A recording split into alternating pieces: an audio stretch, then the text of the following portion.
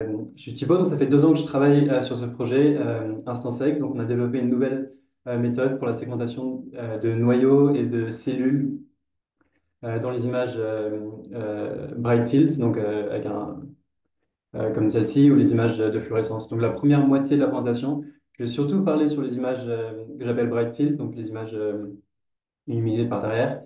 Et puis, dans la deuxième moitié, je vais parler des images fluorescence multiplexées. Euh, mais les deux sont liés, évidemment. Donc, juste pour introduire, j'essaie de faire la segmentation d'instances. Donc, ça veut dire il faut détecter les objets non seulement de l'arrière-plan, du background, mais aussi il faut séparer les objets qui se touchent, évidemment. Donc, le but, c'est, on a une image comme ça en entrée et on veut que l'algorithme détecte chaque cellule et différencie les cellules qui se touchent. Euh, c'est très difficile. Notamment, il y a un nombre de raisons pour lesquelles c'est même quasiment impossible. Il peut y avoir plein d'artefacts. Donc, par exemple, ça, du, du, des résidus de cigarettes d'un fumeur dans un poumon. Ou alors, il peut y avoir énormément euh, de, de bruit, de Donc, noise. Euh, ou alors, ça peut être quasiment impossible en fait, de différencier les membranes entre les cellules. Donc, on a développé un nouvel algorithme qu'on appelle EmbedSeg, et InstantSeg, pardon, et on l'a construit à peu près enfin, complètement euh, from scratch, donc donc, on ne dépend pas d'autres algorithmes comme Cellpose, etc. Donc, on a pu mettre notre propre licence dessus, ce qui facilite le partage et l'intégration dans QPath. Donc, je ne vais pas décrire exactement comment InstantSeg marche. On a un papier qui est sorti. Mais grosso modo, InstantSeg donne pardon, je vais devoir mettre plein de mots en anglais, mais il donne un embedding. Donc, c'est une représentation de chaque pixel et apprend comment relier chacun de ces embeddings, de ces représentations, à un embedding type qui est au milieu de chaque cellule. Donc, pour faire rapidement, à la fin, InstantSec prédit les objets dans des plans différents d'images. Donc, c'est-à-dire qu'on n'a pas besoin de faire un watershed, on n'a pas besoin de faire des analyses d'images traditionnelles pour séparer les objets qui sont très lentes et qui ne peuvent pas être faits sur une carte graphique, sur un GPU. Donc, on a comparé InstantSeg sur les plus gros algorithmes qui sont les plus utilisés sur 6 datasets publics. Euh, et on a trouvé, donc, bon, après 2 ans, on a réussi à faire en sorte que InstantSeg soit au moins très compétitif avec ces autres algorithmes. Euh, on est aussi euh, parce qu'on ne dépend pas d'un algorithme comme un watershed ou du flow tracking. InstantSeg il est beaucoup, beaucoup plus rapide, notamment au niveau du post-processing, c'est-à-dire comment est-ce qu'on transforme ce que le deep learning, le modèle de deep learning nous donne en un objet que l'ordinateur peut utiliser. Donc ça, c'est le post-processing et ça prend, pour certains algorithmes, ça prend beaucoup plus de temps que le deep learning model lui-même, que le modèle de deep learning. Donc InstaSeg, on l'a vraiment optimisé pour que ce soit très rapide sur une carte graphique. Donc là, je donne des exemples par image, on est à quelques millisecondes. Euh, Et donc voilà, donc donc une grosse partie de ces 2 ans de travail, c'était de l'intégrer c'est-à-dire pas que ce soit, donc évidemment, on l'a développé en Python avec PyTorch, mais on a fait en sorte que ce ne soit pas un outil qui reste dans le monde de Python et que ça peut être utilisé, donc par exemple dans QPath, donc, qui est écrit en Java, donc c'est un complètement différent langage, mais on peut l'intégrer quand même via un objet qui s'appelle un torch script. Et en gros, c'est une langue qui est donc c'est écrit en C++, donc en dessous de Python et en dessous de Java, donc les deux peuvent le lire sans problème. Donc là, par exemple, je donne un exemple de InstantSeg dans QPath, dans la dernière version de QPath, on l'a intégré. Et puis, donc, par exemple, donc, je peux colorer chaque cellule en fonction de l'intensité d'une des couleurs ou d'un des, d'un stain. Donc ça, c'était pour la première partie. Et on a ensuite, on a continué, on a développé une synthèse pour la segmentation de cellules dans les images multiplexées. Donc, c'est les images qui n'ont pas, bon, vous avez déjà, mais les images qui n'ont pas les typiques 3 RGB channels. Vous pouvez m'aider? Channels en français, c'est Canot. Canot. panneaux. Canot, oui. Canot. Panneaux, d'accord. Donc, qui n'ont pas typique, qui ont plus que 3 panneaux de couleurs. Donc, par exemple, ici à la droite, sur la droite, j'ai une image du tonsil où on a des dizaines de différents panneaux. Et donc, on ne peut pas donner cette image directement à un algorithme comme U-Net ou un modèle de deep learning. Donc, ce que les autres outils qui ont été publiés, comme Mesmer, DeepCell ou Cellpose, c'est qu'il faut essayer de transférer cette image avec 30 panneaux et essayer de la compresser en soit deux ou trois. Mais en général, c'est juste deux différents pseudo-panneaux. Donc, par exemple, on peut dire ben, un panneau comme celui-ci. Donc, pour les noyaux, on va le garder. Et ensuite, il faut un autre panneau, par exemple, qui va essayer de différencier les membranes des cellules. Et là, ça devient compliqué parce qu'il y a pas, c'est très rare d'avoir un marqueur qui va aller éliminer chaque membrane de chaque cellule, comme on peut voir par exemple sur cette image-là. Donc, ce que Cellpose ou DeepCell exige, c'est qu'on va cliquer sur différents panneaux et essayer de les combiner pour faire donc, par exemple, ce que j'ai essayé de montrer ici en magenta. Donc, c'est une fausse image où on pourrait déterminer les membranes entre les cellules. On a identifié que c'était pas du tout une technique optimale. On perd, donc, par exemple, si j'additionne ces deux-là, je ne vais pas forcément pouvoir trouver la délimitation entre les membranes. Alors que je peux, parce que je sais que les cellules expriment différents anticorps, pardon, différentes protéines. Donc, on a développé un nouveau modèle qui est basé sur le Lunet, mais cette fois, donc, il prend un nombre arbitraire de panneaux en entrée. Donc là, j'en ai montré que deux, mais par symétrie, je pourrais continuer à autant de panneaux. On a fait jusqu'à plus de 100 différents panneaux. Et donc, notre Lunet, il va regarder donc, chaque panneau indépendamment. Et ensuite, il a la possibilité de partager l'information à travers les panneaux. Donc, par exemple, si on a deux marqueurs de membrane, un avec beaucoup de bruit et un très net, euh, parce que le modèle peut partager l'information, il sait qu'il peut garder le panneau qui est très net et supprimer le panneau avec beaucoup de bruit. Mais par contre, si on n'est pas celui très net, il faut quand même garder celui avec beaucoup de bruit. Donc, c'est important de partager cette information après le modèle. Et euh, on a montré que si on ne permet pas le UNet de partager l'information entre les panneaux, la performance chutait. Et à la fin, on produit donc une fausse image avec 3 panneaux donc de RGB qu'on peut ensuite donner au modèle principal d'Instance Egg pour la segmentation de cellules et de noyaux dans ces images multiplexées. Et ce qui est très pratique, c'est qu'on peut intégrer ce modèle directement, cette architecture directement dans Instance Egg. C'est-à-dire qu'on ne contrôle pas du tout cette représentation à 3 panneaux intermédiaires. Ce modèle apprend uniquement à minimiser l'erreur de la segmentation finale. C'est-à-dire que cette représentation peut être complètement arbitraire du moment qu'elle minimise qu'elle maximise la segmentation finale.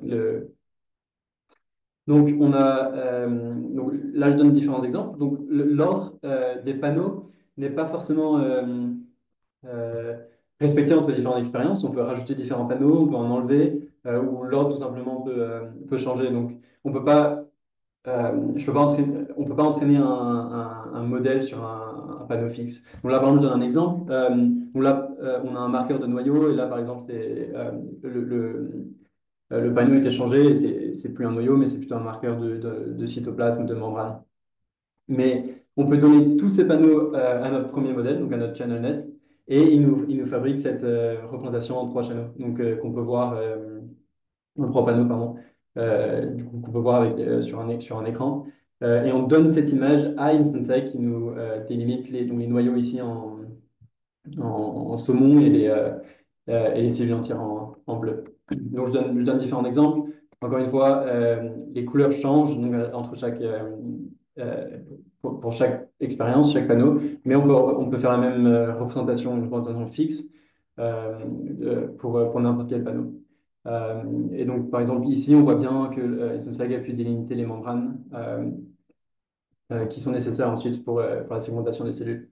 Donc, on a comparé avec Mesmer de DeepCell et on a montré que c'était une approche qui marche extrêmement bien et qui est aussi extrêmement rapide. On n'a pas besoin d'avoir un biologiste qui va sélectionner quel panneau ou essayer de faire ces fausses images en deux dimensions, enfin avec deux panneaux pour donner un modèle. Donc, on a vraiment facilité euh, l'analyse de ces images multiplexées. Et une expérience que j'aime beaucoup, c'est parce qu'une SOSAC prend n'importe quel nombre de panneaux d'images maintenant, on a regardé qu'est-ce qui se passe si lorsqu'on additionne de plus en plus de panneaux. Donc ici, par exemple, je donne un seul panneau, donc j'étais obligé de donner le panneau avec le DAPI, donc qui montre tous les noyaux. Euh, et ensuite, je peux rajouter arbitrairement le nombre de panneaux et on montre que le score, le F1 score, donc comment le Instant Sag euh, s'accorde avec ce qu'un humain a dessiné, euh, euh, s'améliorer. Finalement, j'ai comparé donc on peut sur ce dataset qui s'appelle Naronet, qui est publié, qui est public. J'ai comparé avec DeepCell, donc Mesmer. Donc c'est une image avec 8 différents panneaux. Donc j'ai dû sélectionner deux panneaux pour DeepCell et tous les panneaux pour InstantSag. Elle m'a montré ensuite que si on faisait du clustering des cellules, tout simplement basé sur je prends la moyenne d'intensité de chaque panneau sous chaque cellule. Et je peux faire ça avec donc, plein de différents paramètres de clustering que je pouvais montrer que le clustering d'InstantSag était meilleur avec euh, avec différents métriques de clustering. Et donc, encore une fois, ça montre que le plus de panneaux on ajoute, le plus d'informations InstantSag peut avoir pour délimiter la séparation entre les cellules. Donc, c'est la fin de cette présentation-là. Euh, donc voilà, je remercie mes superviseurs, mes collaborateurs. J'ai d'autres diapos si nécessaire, mais je voulais montrer, si vous voulez, InstantSag en action dans le logiciel QPAF. Ou alors je peux faire Python si vous préférez. Mais je peux commencer avec QPAF. Oui, je ne sais pas s'il y a des questions jusqu'à là.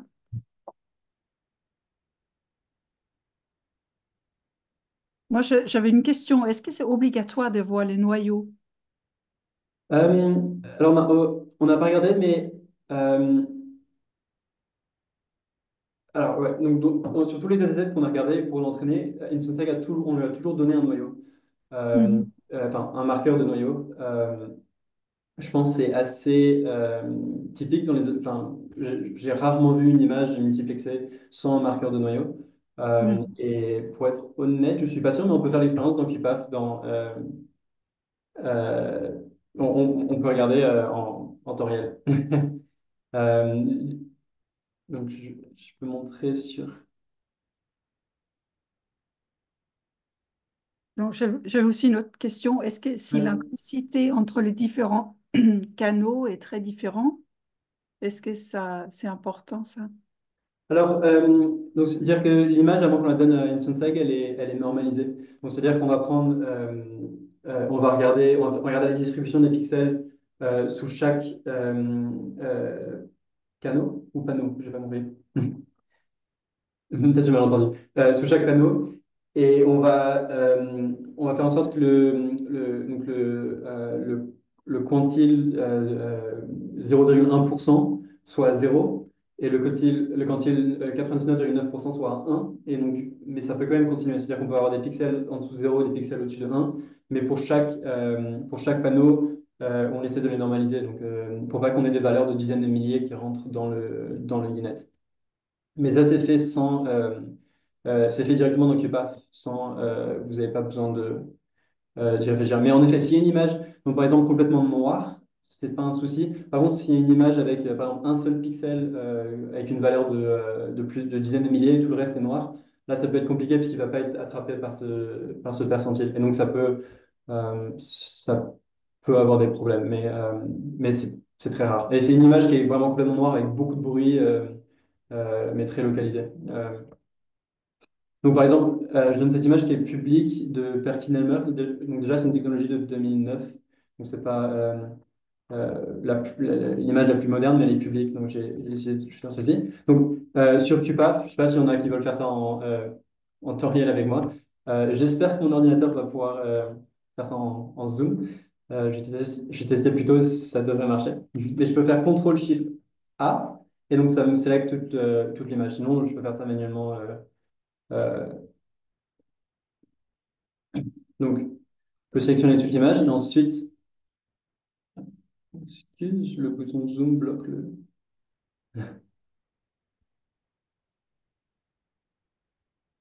Je suis désolé, le bouton zoom bloque le. Ah, voilà. Euh, donc, je peux cliquer sur Run Instance Egg, donc sous mes extensions. Est-ce que c'est très. Ah, donc, extension Instance Egg, Run Instance Egg. Donc, ça, cette extension-là, vous la trouverez uniquement si vous avez téléchargé la version, la toute dernière version de KeePath, où on a intégré Instance Egg. Sinon, pour les versions précédente, vous pouvez télécharger l'extension InstanceEgg séparément. Il y a un tutoriel en ligne pour faire ça. Mais le plus facile, c'est de télécharger la version QPath. Et je peux faire une InstanceEgg. Donc là, vous avez la sélection entre différents modèles.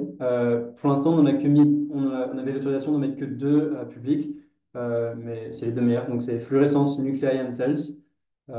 Donc c'est un modèle qui prend un nombre arbitraire de channels et donc il va prédire donc soit à la fois les noyaux et les cellules et qui va aussi associer chaque noyau à chaque cellule. Euh, donc je peux et ensuite je peux choisir donc quel channel donner à une Sensei, donc je peux en enlever ou je peux tous les donner. Donc on va commencer, je vais tous les donner à une Sensei. Alors j'espère que mon ordinateur va survivre parce que bon, il fait en zoom. Normalement, ça prend quelques secondes. Euh,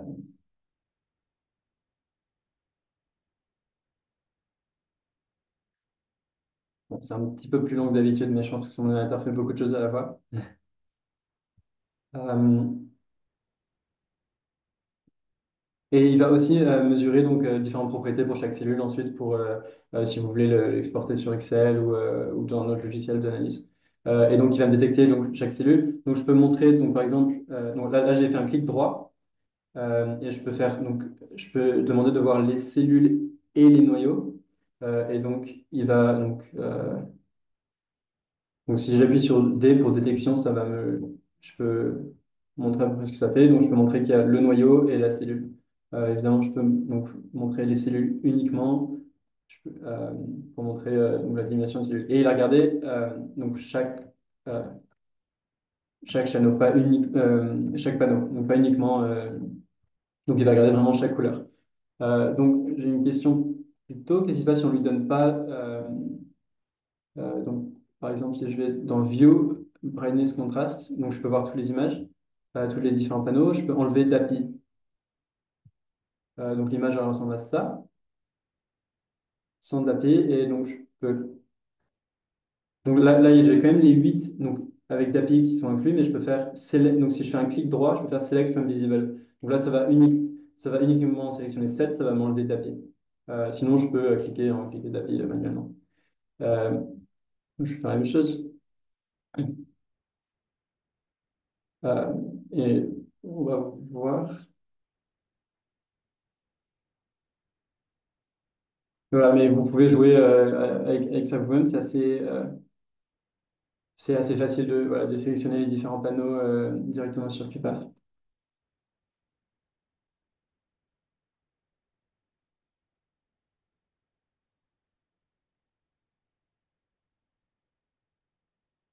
Donc voilà, donc ça c'était sans.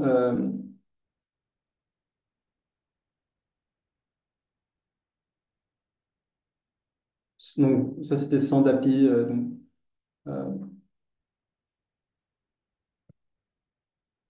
donc ça a l'air de plus ou moins marcher.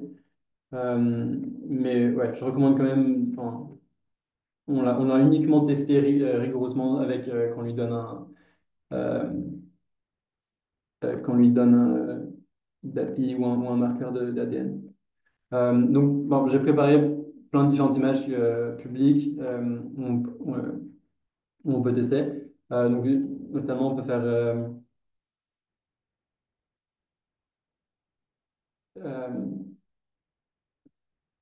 donc une image avec des corps de TMA. Donc, chacun, c'est à peu près 1 millimètre. Et donc, ça vient de plein de différents patients. Donc, sur QPAF, c'est assez facile. Je ne sais pas si vous travaillez avec ce genre d'image, mais sur QPAF, donc, par exemple, je- j'ai un TMA, donc TMA derrière, qui va me détecter tous les TMA. Et ensuite, je peux donc, soit sélectionner un ou deux TMA. Donc, cette fois, je ne vais pas essayer le modèle de fluorescence, mais le modèle Bright qui va uniquement. Et puis, je peux cliquer sur Run. Ça va uniquement me faire segmenter ce TMA-là. Et voilà, bon, ça va me trouver les noyaux sur cette image. Donc, bon, je vais pas choisir le TMA le plus difficile. Euh, mais ensuite, oui, ensuite vous pouvez donc montrer, donc il va faire plein de mesures de chaque cellule. Donc, par exemple, il va trouver la médiane, la moyenne de l'expression d'éosine dans chaque cellule et ensuite vous pouvez faire vos analyses dedans ou intégrer n'importe quelle de vos analyses que vous avez déjà sur QPath. Il n'y a aucun problème, c'est déjà détecté comme un objet QPath, tout comme un autre, comme si vous avez fait une détection de cellules normale ou avec un autre algorithme. Alors, un euh, dernier aspect que je voulais montrer, qui marche bien parfois.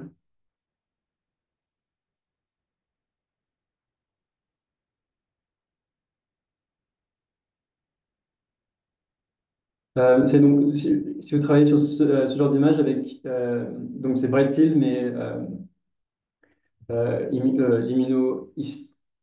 alors, bon, je vais le dire en anglais, immunohistochemistry, où on a donc, par exemple un marqueur de membrane avec le marqueur DAB, par exemple. Donc le modèle Brightfield peut marcher avec ce genre d'image. Il a été entraîné avec des images Brightfield, mais on peut aussi euh, essayer le modèle de fluorescence. Et cette fois, on va sélectionner immunotoxine et DAB. Donc ça, c'est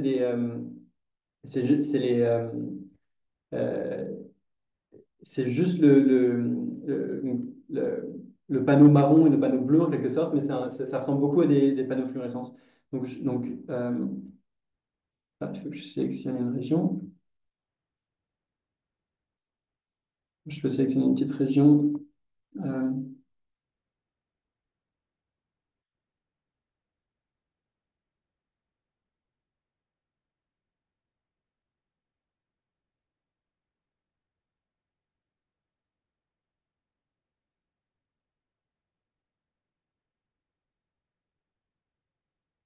Euh, et ça va à peu près alors, on l'a pas entraîné sur ce genre d'image, mais ça va à peu près me trouver donc, je peux faire cell only, me délimiter les régions. Et ensuite, donc, je peux regarder, par exemple, sur mon tableau. euh, sur mon tableau.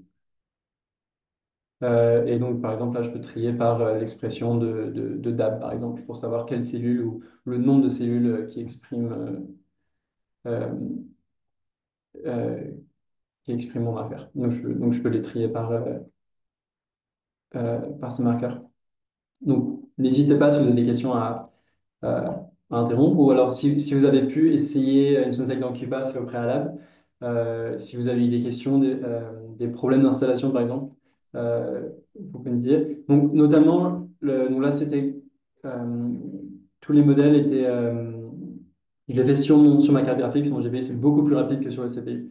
Donc, par défaut, c'était beaucoup plus simple à installer pour le CPU. Et donc, il y a quelques étapes additionnelles parfois pour que ça marche sur une carte graphique. Donc, si vous avez des soucis, notamment pour cet aspect-là, il y a plein d'aides sur le forum d'analyse d'image, Image SC, où vous pouvez ouvrir votre question. Je suis sûr qu'il y en a certains de vous sur le forum. Euh, donc, je recommande énormément ce forum-là si vous avez des questions.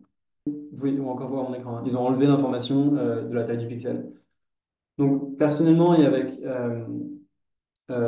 dans le groupe QPAF, je pense que c'est pas la meilleure stratégie. C'est mieux si, enfin, tous les microscopes enregistrent cette information dans la métadata de l'image.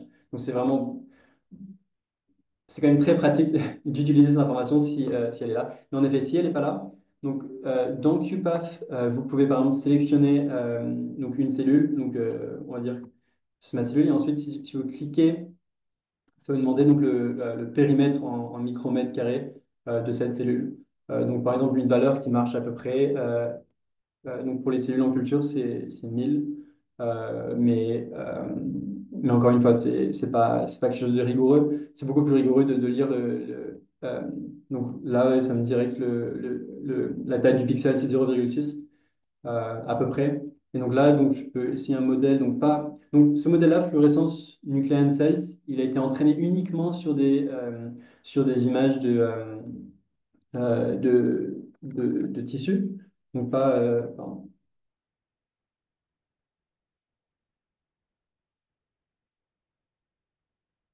Pardon, je suis bloqué.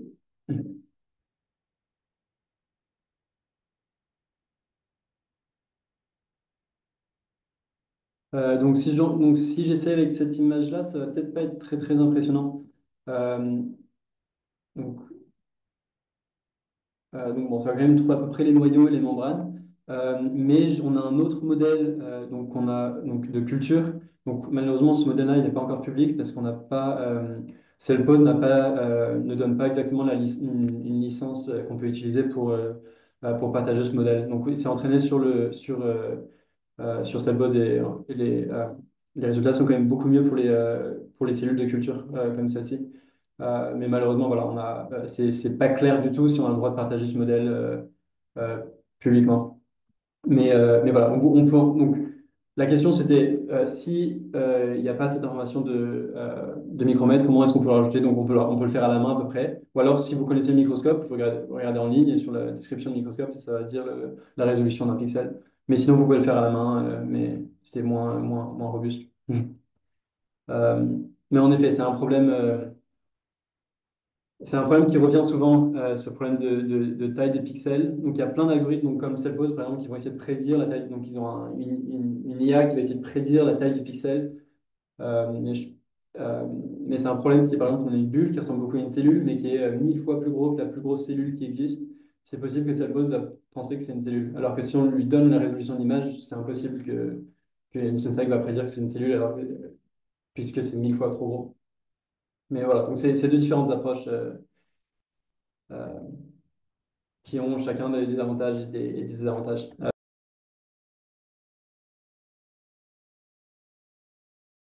Alors, donc pour l'instant, la seule manière d'entraîner une syntaxe, alors vous pouvez pas le faire dans QPath, c'est de le faire dans Python. Donc on a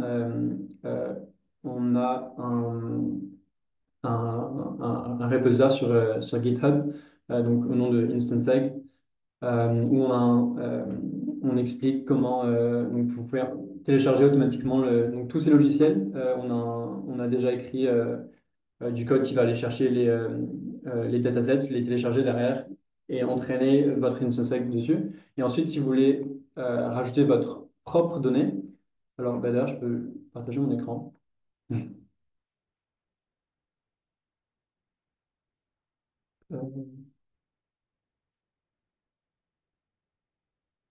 Donc ça, voilà, donc ça c'est une instance dans Python. Donc vous pouvez appeler par exemple, on a cette classe InstanceEgg avec le nom du modèle, donc c'est les mêmes que dans QPath, et ensuite avoir vos résultats directs en quelques lignes. Donc pour entraîner, pour le niveau du dataset, on a ce notebook qui s'appelle Load Datasets. Euh, et donc on a, bon, j'explique quelques instructions qu'il faut faire. Et donc, par exemple, si vous lancez ça, vous allez télécharger ce dataset-là. Vous pouvez même, on a même les instructions comment télécharger Cellpose. Donc, si vous voulez entraîner votre propre modèle Cellpose, parce que nous, on va le partager, vous pouvez le faire vous-même. Et donc, voilà, on a plein de différents datasets qu'on a déjà fait. Bon, certains ont cassé les liens, malheureusement. Euh, euh, et ensuite, donc, tout à la fin, vous allez sauver votre dataset donc, dans cet objet-là. Et ensuite, pour entraîner une Sensei, alors c'est expliqué sur la page d'entrée. Bon, c'est moche, mais sur la page d'entrée dans GitHub, c'est beaucoup plus beau. Vous pouvez lancer cette commande dans Python, donc, où vous nommez votre dataset, donc l'objet du dataset, quel dataset vous voulez entraîner, pendant combien de temps, etc. Il y a quelle résolution de pixels. Donc là, par exemple, vous pouvez remplacer ça par cellpose. Euh, et ça va entraîner un logiciel sur Cellpose. Bon, malheureusement, Cellpose ne partage pas la résolution de l'image, donc ça ne va pas être utile. Mais si vous avez vos propres images avec vos propres résolutions, vous pouvez le renseigner là. Et donc, si je reviens à l'autre dataset, j'ai rajouté, donc comment rajouter votre propre dataset.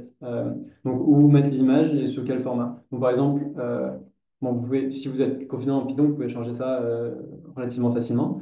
Mais donc, si vous voulez pas, rien changer, vous pouvez suivre exactement cet ordre. Donc, vous avez une image, donc que j'appelle image1.tif, et je vais rajouter une autre image avec le même nom, mais cette fois masks. Et donc, cette image, donc c'est un seul de dimension 1, enfin un seul panneau, où chaque pixel d'une image a. Bon, bah, non, je peux vous montrer un exemple.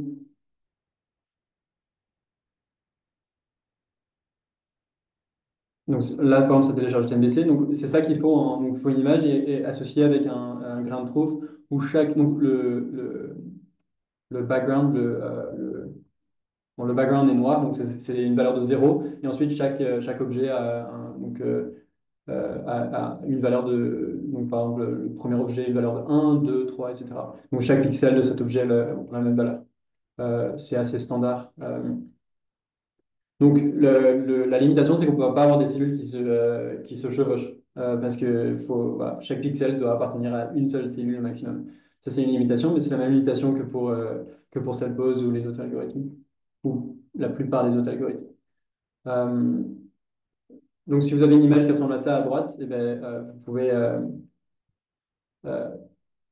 donc, ça, c'est l'image image1 de mask. Eh ben, automatiquement, ici, ça va la lire. Ici, vous pouvez renseigner donc, la résolution en pixels de votre image. Euh, Et à la fin, vous sauvez cet objet et vous pouvez entraîner une